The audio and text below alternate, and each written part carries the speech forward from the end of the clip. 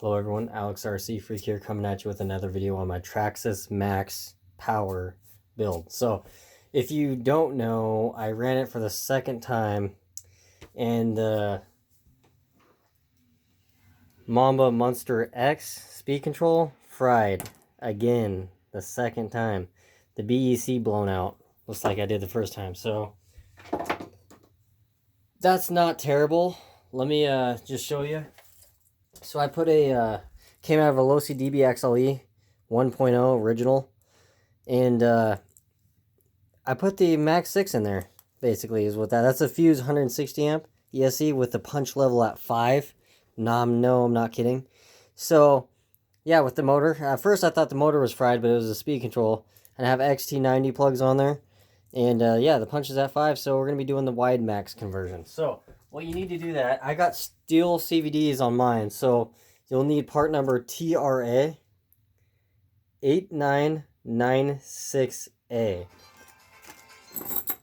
Now these are the long CVDs right here. So these are 109, almost basically 110 millimeters, or like 109.5 millimeters long, just so you guys can see that. But yeah, you need to get these. If you already have the CVDs for the standard length stock arms, you're going to need these if you want to keep steel CVDs. So I got those. Also, you're going to need the wide arm kit. So this is the wide arm kit right here, 8995, TRA 8995. And this is the black arm, not the ridiculous looking white that they come in, blue that they come in, orange, you know, green, that makes it look like a toy grade RC. So anyway, to make it look more professional, I'm doing black like most people should be doing. But anyway, so what it comes with basically is all the arms, the longer. They're a lot longer, as you can tell. Way longer. So it comes with those, front and back. These arms are directional. There's a left and a right. You know, so basically it comes with longer arms in the kit, 4 of them. So yeah, these are kind of on back order and hard to find. So comes with longer toe links, so they're like a black plastic, which I do like. So yeah, and then it comes with these springs here. Now you may be asking yourself, where do you put these springs? Now the factory rear springs on this vehicle, you move to the front of the truck, and then you move these springs to the back. And then Traxxas recommends you put 50 weight shock oil in all 4 shocks. I am not going to do that. I'm going to run 42.5, which I already changed it out to. Stock is 30 weight. So I'm going to be doing that. And yeah, if you guys notice, there's instructions here also that shows you how to, you know, do your shocks and all that stuff, and like take them apart and all that. They're really easy. I ain't going to take them all apart. I'm just going to change the spring. That's all I'm going to do. So anyway, with that being said, let's jump into it.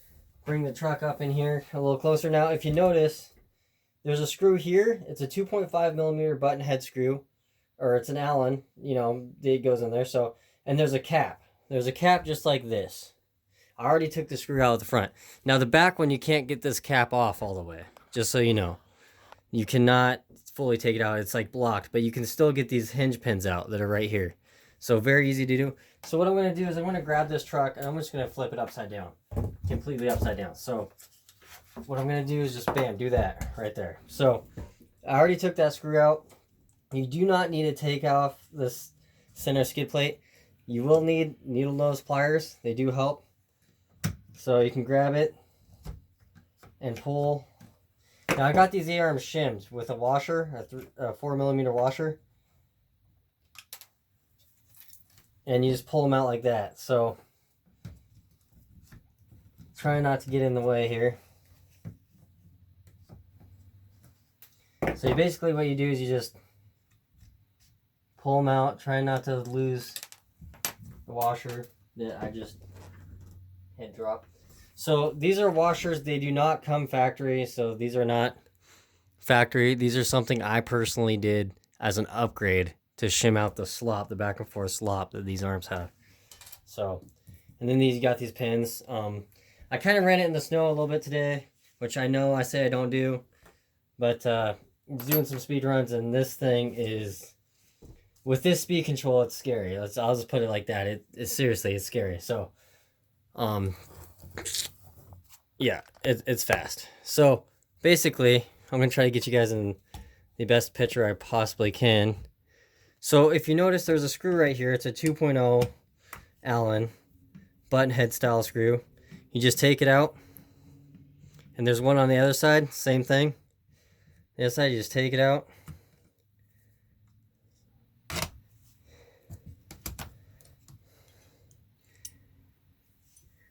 And you set it aside. So you do the same on the other side. So after you do that, you basically have your turnbuckles popped off. So next thing you want to do is take off your shock. There's a 2mm Allen button head screw. You just take that off. And then also, there's a 2.5mm Allen on the end of here to hold this A-arm on. And you can completely remove the A-arm after that. So that's what I'm going to do there. And then you got another 2.5mm Allen right there and right there. Hopefully you guys can see that. Let's see, hold on here. Bear with me. But no, there's a 2.5mm Allen right there. One right there. And then also one, you can see it right there. And then there's going to be one on the back side of this. I'll show you. It's kind of hard to show you in this camera angle, but it's right back there. So take all those out and it should slide right on out. Okay, so I had to take off the bumper, and to take off the bumper without taking off the skid plate, there's a screw here, and screw here. They're all 2.5mm button head screws, and it's pretty easy. Like, I'll show you. This is the bumper. There's a screw there, and then one on the top. Now, this one's kind of a longer one if you notice, and then these two are kind of shorter ones. So, basically I got all the arms off. The shocks are just dangling pretty much. You can take them off, and it does make it a little easier. They're not flopping around on you, which I'm going to have to, which is a 2 button head style 2mm Allens on each side. And then basically your upper arms are all the same. So let me just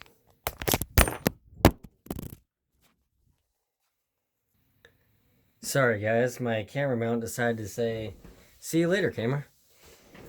Lost you. So, we're back now. And so basically when you stick these on, the divot part right here goes towards the inside right here. So, and you got this metal pin. So, when you do that, you want to make sure that you get that set up right. So basically what you want to do is stick this, you get it lined up, it's like that. Grab this side. I can get it in there. Just like that. So you got your longer arms on.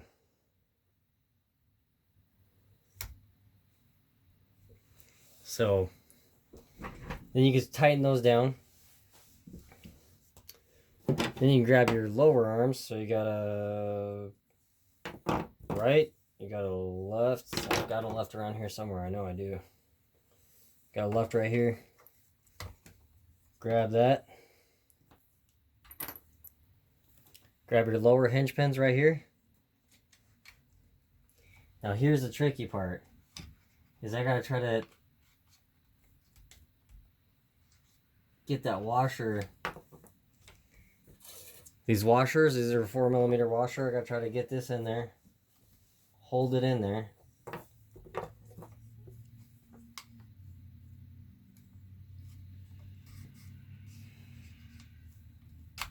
There we go, got it in there. So I'm gonna do the same with the other side. So after you get your pins in, this is the cap to hold the lower hinge pins in. So you basically, with the bumper off, you can just slide it on, slide it down. There's notches in the bottom. Grab a 2.5mm Allen. This is the screw right here. It's a button head style. Stick it in there just like that and tighten it down.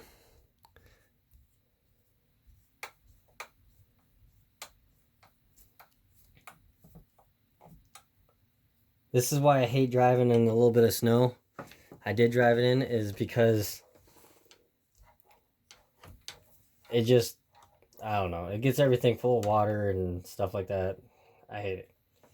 So basically, when you swap your springs, you want to swap the springs, these springs to here, which is pretty easy to do. You just pop this, take out the screw. It's a 2.0 millimeter Allen. There's a screw right there. Let's bring it up close. Yeah, there is a screw on each side of these lower caps here. And you just take it out. And then this pops up. You compress the spring. This pops up and out. And you do that. You put the bumper back on. And I'm going to also take these little shorty CVDs and put the longer ones on. So to do that, you can grab what I do. There's a grub screw in there, 2 millimeter. Grab a wheel, stick the wheel on. Okay, stick it on like that. Now you got that holding your Allen. You got that holding the grub screw. And then you take your, what I do is I take and I loosen that grub screw. Now you just need to get these, you can get them tight, but don't get them over tight. It's a 2 millimeter grub screw. They can easily strip out, trust me. And then you're in a situation you don't want to be in. So once that's loosened, you can take your Allen, push it out, your pin for your hex, it should slide off just that easy. And then your axle should just pop right on out like, just like that. So then you just push that pin out. See that pin that's coming out right there? You just pop that out just like so. Just do it like that. And then voila. Take that end out.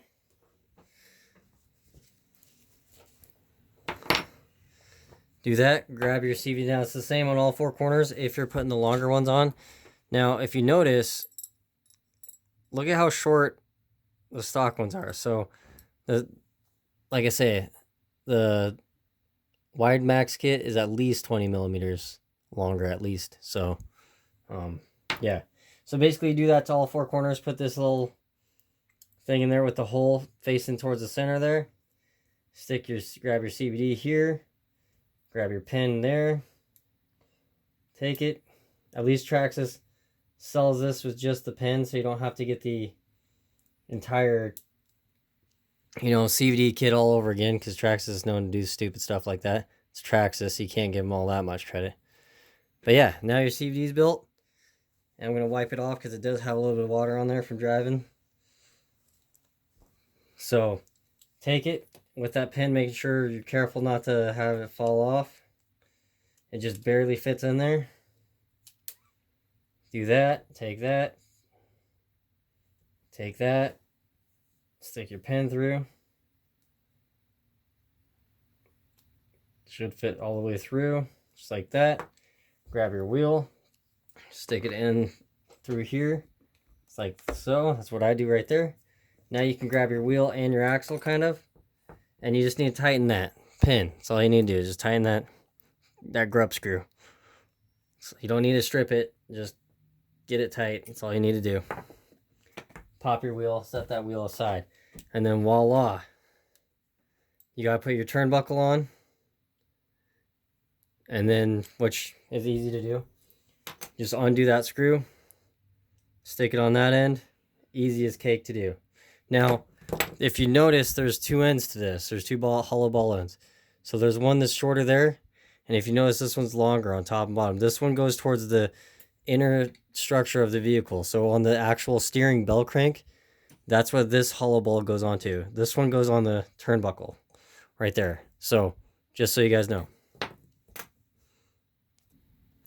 Now, once you get this all done, now if you notice this turnbuckle from the side view, it goes up. It goes up and then over. So it kind of goes up and over like that. So if you notice, see how it kind of, see right there in that angle, how it goes up. Now this is for the right side. So if you're looking from behind a vehicle, it goes on this side, the right side. I know on maybe on your view it may look like the left, but this is actually the right side because you go from the back to do the right and left. So This is the right side, so this is the right knuckle. This is the left knuckle. So, just saying. But yeah, basically you put this on the pins, stick it in the arm like so. Take this, stick it in the drive cup. Get your link out of the way there. Take this, stick it through here. You can get it go in there just like that, and then got a shock. So then you take your other pin, this longer pin here. Yeah, top one is a little shorter. Stick it in through the back. If you can get the pin in to cooperate.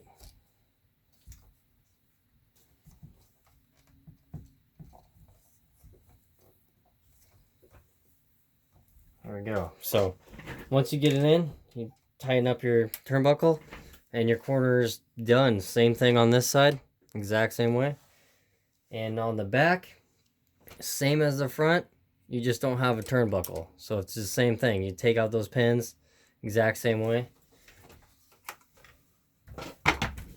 Like on the back, take out those pins right here on the side, take out that grub screw right down in the center there, and then you can pop this thing up and grab those pins with the needle nose pliers, pop them out, take off that 2.5 millimeter and this 2.5 millimeter, and you can pop it out and then take off the grub screw here, pop that pin out, pop this axle stub shaft out, and then you could change your CVD to the longer ones. With that being said, I'm going to end the video right here. Kind of running out of time on my camera right now to record videos, so I'm going to end it a little shortly here. Just make sure that the springs in the package you do. And if you want to change your shock fluid, you don't have to. That is totally up to you, really. I don't think changing to a stiffer shock fluid is going to help the rollover factor. It's actually going to make it worse. So I'm going to keep the 42.5, what I have in there.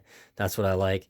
But these are blue rate springs. So just so you know, they're blue. So they're a little bit firmer than stock. But anyway, you put those on in the back and then change the back into the front. Just so you guys know. With that being said, Alex RC Freak out. Peace.